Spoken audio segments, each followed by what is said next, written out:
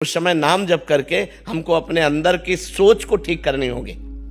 अगर हम अंदर की सोच को ठीक नहीं कर पाए तो जेल जितनी भरी है वो सब इसी में भरी है, काम में या क्रोध में या व्यभिचार में फंसा या हिंसा में फंसा, चोरी में फंसा, इसी में जेल भरी हुई। गुस्सा नहीं संभली, आगे कुछ गलत कर दिया, जेल भोगना पड़ेगा। तो हमें लगता है हम उस समय अपनी सोच को कंट्रोल कर सके, उसके लिए भगवान का भजन है। भगवान के भजन में बहुत बड़ी सामर्थ्य है, बड़ी सामर्थ्य है। और सामने वाले का परिवर्तन क्रोध से नहीं होता, हमारी नम्रता और विनम्रता और सहनशीलता से होता है। एक बार श्री स्वामी एकनाथ जी महाराज महाराष्ट्र के गंगा स्नान करने गए, तो स्नान करके लौट रहे थे, तो ऊपर विधर्मी का महल था गली के ऊपर। उसने थूक दिया, देखा महात्मा का नहा के जा, तो ऊपर थूक दिया, ऊपर गिरा। वो फिर नहाने गए, वही गली थी, फिर लौटे, फिर थूक दिया, 100 बार थूका। वो 100 बार स्नान करके आए।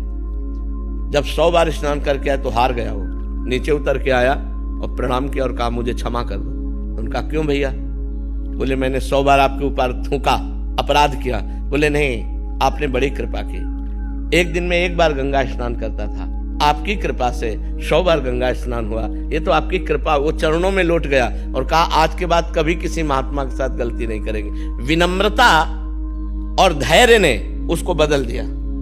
अगर उसी समय गाली देते तो शायद और थूकता और गुस्सा करता या और विपरीत चला जाता, लेकिन वो कुछ नहीं बोले तो उसका सुधार हो गया। विनम्रता और धैर्य से यदि हम अपनी सोच को कंट्रोल में रखें तो हम किसी का भी सुधार कर सकते हैं। गुस्सा से सुधार नहीं होता, गुस्सा से और हानि हो जाती है, सुधार की गुंजाइश नहीं। जैसे छोटे छोटे बालकों को आप बार बार प्रताड़ित करते रहें तो उनके अंदर आपके प्रति जो अश्रद्धा पैदा होगी, जब वो जवान होंगे तब वो आपका अनादर करेंगे कि ये बहुत दुष्ट हमारे साथ ऐसा ऐसा करता रहा। तो हमें लगता है बच्चों को प्यार से समझाने की कोशिश करें, दुलार से समझाने की कोशिश करें। ज्यादा क्रोध का प्रयोग ठीक नहीं है। हर जगह क्रोध का प्रयोग करने से हानि ही हो जाती है। क्रोध से आज तक किसी को लाभ नहीं प्राप्त हुआ है। ये विचार करके हम अपनी सोच को भगवान से जोड़ करके, भगवान के नाम से जोड़ करके पवित्र आचरण करें। और जब सामने वाला क्रोध कर रहा हो तो हमें गंभीरता पूर्वक विचार करना चाहिए कि अब हम क्या उत्तर दें, हम कैसे चलें। अगर उस समय में कुछ समझ में नहीं आ रहा तो हम वहां से हट जाएं। थोड़ी देर बाद हमारी बुद्धि काम करने लगेगी, तब हम देख लेंगे अभी बुद्धि काम नहीं कर रही, अभी क्रोधावेश आ रहा है, तो हट जाना चाहिए, सामने से चले जाना चाहिए। दीप शिखा जी हैदराबाद से। राधा वल्लभ शहरी। राधे राधे महाराज जी। महाराज जी, वो स्थिति कब आती है जब ये निश्चित हो जाए कि अब हमारा पुनर्जन्म नहीं होगा, होगा तो भी किसी भक्त या धार्मिक स्थल के अंतर्गत ही होगा? जब हमारा संसार का चिंतन छूट जाए, हर श्वास प्रत्येक मिनट भगवान का चिंतन, और कोई चिंतन नहीं, कोई कामना नहीं, सकल कामना हीन जे राम भगति रसलीन। अब काम खत्म हो गया। जब कोई चाह नहीं, कोई चिंता नहीं, कोई मांग नहीं, संसार का चिंतन नहीं, निरंतर भगवान का चिंतन हो रहा है, अब उसका आवागमन खत्म हो गया। वो खुद अनुभव होने लगता है कि अब हमारा काम हो गया। और जब तक नाना प्रकार की चिंताएं, कामनाएं, वासनाएं हैं, तब तक बार बार जन्म, बार बार मरण होता रहेगा। पुनरपि जननम पुनरपि मरणम पुनरपि जननी जठरे शयनम। इसीलिए हमें मानव देह मिला है, हम ये चक्र को मिटा दें, आवागमन के इस चक्र को तोड़ दें भजन के प्रताप से। निरंतर जिसका भजन चलता है वो मुक्त हो जाता है। अनन्य चेता सततम यो माम स्मरति नित्य सहा तस्याहम सुलभा पार्थ नित्य युक्तस्य योगिना। जो नित्य चित्त भगवान में लगाकर निरंतर चिंतन करता है, भगवान उसके लिए सुलभ हो जाते हैं, और भगवान मिल गए तो आवागमन मुक्त हो गया। विनोद जी छत्तीसगढ़ से। राधे राधे महाराज जी। गुरु जी, मोह माया से ध्यान भंग क्यों नहीं होता? मोह माया से ध्यान भंग तब होगा जब निर्मलता आवे। मलिन मन के कारण वो मन माया की तरफ ही जाता है। मना खष्टान इंद्रियाणी प्रकृति स्थान कर सती। प्रकृति माने माया ही होता है। मन 5 ज्ञानेंद्रियों के साथ माया में तब तक जाता रहेगा जब तक भगवान का नाम और मंत्र आप जाप नहीं करेंगे। जैसे पानी को कहीं भी छोड़ो वो नीचे ही जाएगा।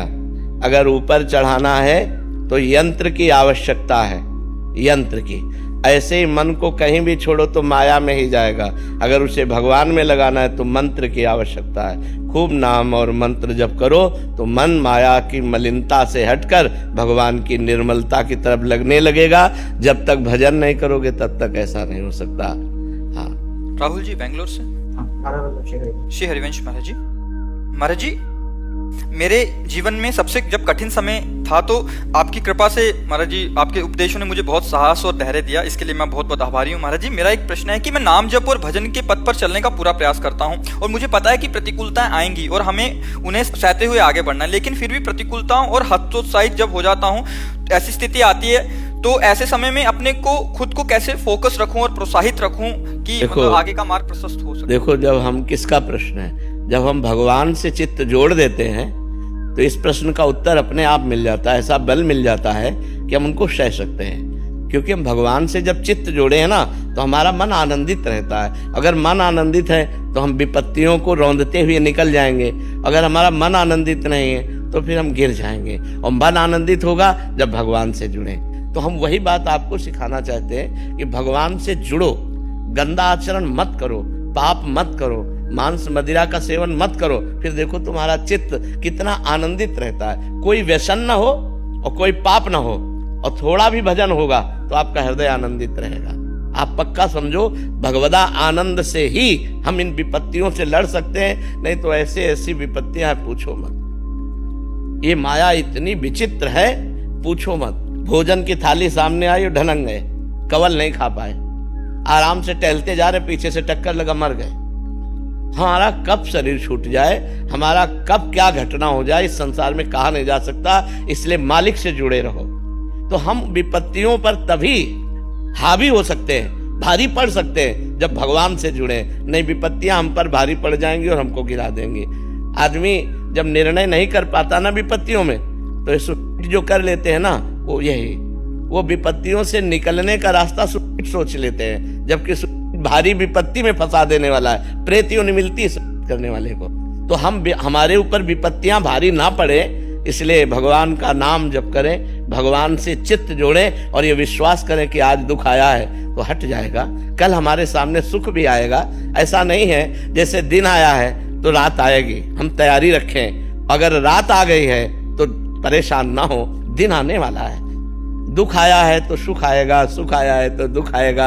ये क्रम चल रहा है, मनुष्य जीवन का क्रम है। हमको तैयार रहना चाहिए। जैसे हम रात्रि के लिए बिजली गई तो हम इन्वर्टर की व्यवस्था करते हैं, जनरेटर की व्यवस्था करते हैं कि हम अंधेरे से व्याकुल ना हो। ऐसे ही दुख आने वाला है, हम नाम जप करें, दान पुण्य करें, तीर्थ स्नान करें, तीर्थ याटन करें, जिससे हमारे पास पुण्य हो और मैं उस पुण्य बल से विपत्ति को पार कर जाऊं। निहारिका द्विवेदी जी दिल्ली से। महाराज जी राधे राधे। महाराज जी, मेरा प्रश्न है कि यद्यपि अत्यधिक भोगों की कामना ना भी हो तो भी कर्मों में कुशलता और सांसारिक रूप से योग्यता और सफलता की इच्छा बनी हुई है। अगर आप इस इच्छा को करने की कुशलता किसे कहते हैं? जैसे मैं अपने सांसारिक जीवन में रहती हूँ तो नहीं, कर्म कौशलम कहते हैं जो कर्म भगवान को समर्पित किया जाता है। जो कर्म भगवान के लिए किया जाता है उसे कर्म कुशलता कहते हैं। और जो कर्म अपनी वासनाओं की पूर्ति के लिए किया जाता है, मान प्रतिष्ठा के लिए किया जाता है, सांसारिक उन्नति के लिए किया जाता है, वो कर्म कौशलम नहीं है। कर्म कुशलता कर्म कौशलम है। भगवान को जो कर्म समर्पित किया जाए, जो भगवान के लिए किया जाए, समाज को भगवान मान के किया जाए, उसे कर्म कौशल कहते हैं, कर्म योग कहते हैं। तो आपने कहा मैं कर्म कुशलता से करना चाहती हूँ, तो कर्म कुशलता है भगवत समर्पण कर्म, भगवत अर्थ कर्म, भगवान के लिए कर्म करना और उसे बहुत पवित्र भाव से करना। जैसे हम रसोई बनाते हैं भगवान के लिए तो पवित्र भाव से, ऐसे हम जो कर्म, जैसे हम संसार में कोई भी कर्म कर रहे हैं तो संसार का हर कर्म भगवान के लिए है, क्योंकि सृष्टि भगवान की है। हम उसे भगवान का मान के करते हैं और पवित्र भाव से करते हैं और कर्म समाप्ति पर भगवान को समर्पित कर देते हैं। ये हुआ कर्म योग, कर्म कौशलम, जो भगवत प्राप्ति कराएगा। तो फिर क्या कहना चाहते हैं? महाराज जी, अगर आप इस इच्छा को करने योग्य मानते हैं तो वो मार्ग बताइए जिससे एक व्यक्ति साधक होते हुए भी संसारी कर्म और प्रारब्ध को कर्म और मन की कुशलता से नाम मां मनुष्मद युद्ध चे, भगवान ने खुद अपने श्रीमुख से सब कुछ बता दिया है। सर्वदा सर्वकालेषु मां मनुष्मद, सर्वदा माने हर समय, सब समय हमें भगवान का स्मरण करते हुए कर्म करना है। राधा राधा कृष्ण कृष्ण राम राम राम। जो काम कर रहे हैं भगवान का स्मरण करते हुए कर रहे हैं। जो हमें पद मिला है, जो हमें कार्य मिला है, मानो आप किसी की बहन है, किसी की बेटी है, आगे किसी की पत्नी बने, किसी की माँ बने, जो हमें कर्तव्य मिला उस कर्तव्य को भगवान की पूजा मानकर, सामने वाले में भगवान की स्थापना देख करके कि इसके हृदय देश में भगवान विराजमान है, और वो हम कर्म करें और नाम जप करें तो गृहस्थ में रहते हुए भी भगवत प्राप्ति हो जाएगी।